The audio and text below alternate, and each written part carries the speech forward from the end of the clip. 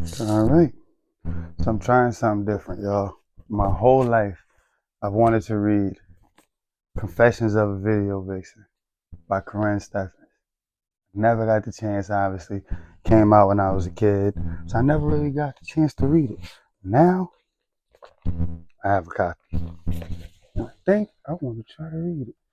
At least some. Y'all want to read it with me? Let's see how it goes. A little bit of it. Confessions of a Video Vixen. Acknowledgements. Confessions are tricky. Many times, as you're confessing something to another person, you discover some new, valuable lesson about yourself. The journey to making this book possible has been a lifelong one.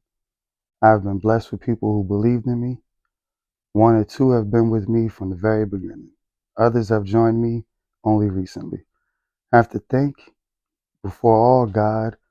The blessings that He has allowed me are unbelievable. I am grateful for His presence in my life and in the life of my son. Without God, I never could have made it this far. And for that, I am overwhelmingly grateful. My son, I credit him with saving my life and keeping me humble. He is the biggest blessing that I am completed by him.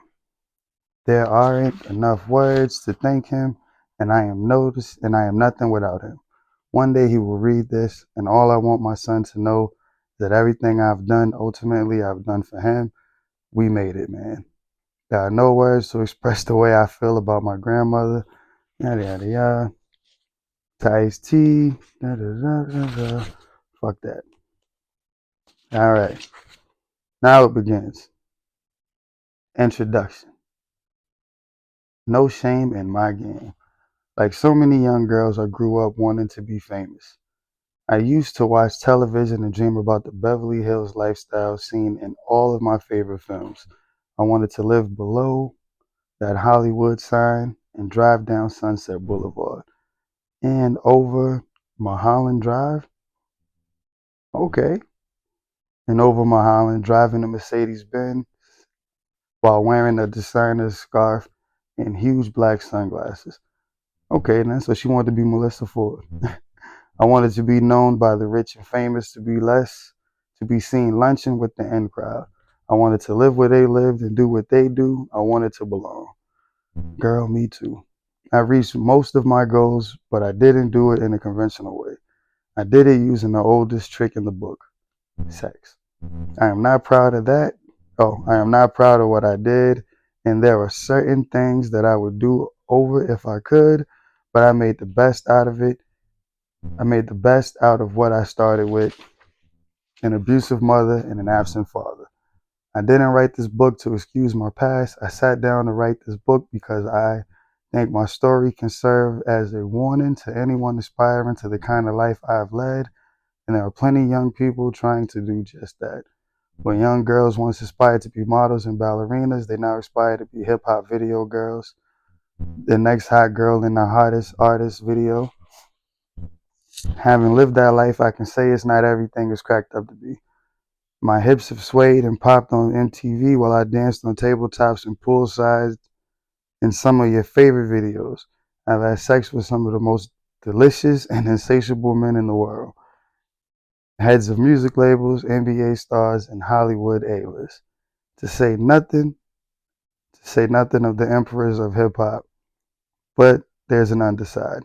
If and when hand in hand with rock and roll, then they are just as rampant in hip hop. I wouldn't call this book a tell-all since there are many details I've kept to myself for the sake of not embarrassing some of the people still associated with me. Details such as which one of my music industry suitors I caught in bed with his male lover, and which one of my NBA exes also often kept track of me by using the OnStar device placed in the Mercedes Benz he bought me, many times sending his associates to retrieve me from vacations and nights from the town. Yet in the middle of this wild ride that I call my life, I've met with challenges which could have ruined me if it had not been for the power of change. I'm writing my story because I've seen too many 14-year-old girls dressed up like their favorite pop icons and young women dying to be thin, and saving up for the new pair of breast implants that are like uh, that they are sure will make them stars. Young women who look up to me and women like me and ask to be plugged into the same circles I desperately try to escape. I have so much firsthand information that need those young women to know that there are other directions to take. There are there are always better. Sorry, there are always better choices than most of the ones being offered to women today. Better choices than the ones I've made. The top reason a woman finds herself in a rap video, sprawled undressed over a luxury car while a rapper is saying lewd things about her, is a lack of self-esteem. I know it sounds like a cliche, but no one who values love or knows herself would allow herself to be placed in such a degrading position. Finding myself and learning to value who I am was one of the biggest hurdles I had to overcome. Before my video girl career, I was known in the circles as a stripper. Others knew me as Superhead, the insatiable lover of many Hollywood stars, sports figures, and some of music's most influential performers and executives. None of that is who I really am, nor does it tell the whole story. Along my journey, there are things that I have seen and overheard which could tarnish and demolish the reputations of some of these artists. I realized that I realized then that I had a power which had nothing to do with my body or my looks or my sexuality. I had information usually confined to members of the good old boys club in the industry. I had been allowed behind those doors as a modern day Mata Hari. Oh, the days of MC Light, Yo Yo, Sister Soldier, and Salt and Pepper have faded away. Our Queen Latifah, our Queen Latifah has broken new ground in another sector, but has left her place on the throne of hip hop empty, waiting to be filled. We live in a world where the only goals at the end of the day are profit and top 10 spots on the Billboard charts. Members of the industry are being rewarded for selling the most records, destroying in the process the most beautiful things about us as a culture, our girls and young women. It was so easy to be drawn in and dominated by it all. Music videos occupied only a short year and a half of my life, but the picture and the purpose are much larger than that. Magazines, music videos, films, and televisions continuously fill the heads of young girls with visions of perfect bodies, sex, and money.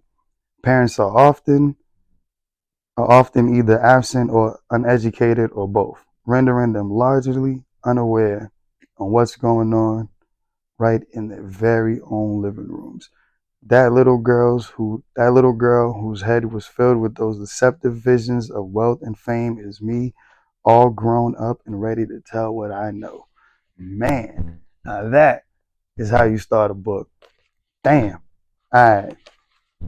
We get into chapter one. Not damn. We get into chapter one, not today. On the next one. On the next one. I want to break it up into chapters so we have a little fun with it. But man, yo, drop in the comments what y'all think below so far. I feel like this book is super prevalent right now because of the whole Diddy thing and the Drake allegations and everything. It kind of just puts it all into perspective. Uh, yeah, I hope y'all feel the way I feel about it. Pretty excited. It's my first time reading something with y'all, so let's see how it goes, man. That was chapter one. That was chapter one.